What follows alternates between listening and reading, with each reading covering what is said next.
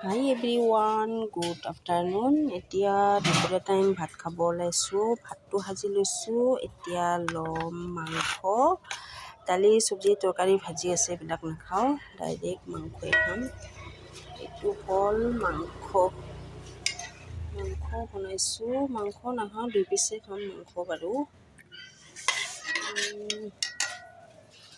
এইটো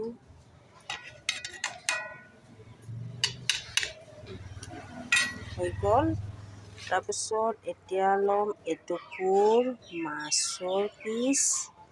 তাৰপিছত অকণমান ল'ম সৰু মাছ। এইটো সৰু মাছ লৈছোঁ, সৰু মাছ।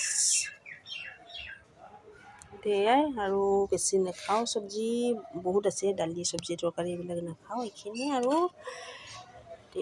ভাতটো খাই লওঁ। এতিয়া ভাতটো খাই লওঁ। দুপৰীয়া টাইম যিহেতু 3টা বাজিয়ে যায়, আমাৰ সদায় 3টা বাজি যায় ভাত খোৱাতে।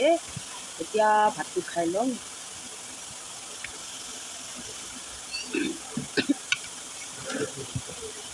এতিয়া আপোনালোকে খালেনে নাই জনাব। আজিলৈ ইমানেই, বাই বাই।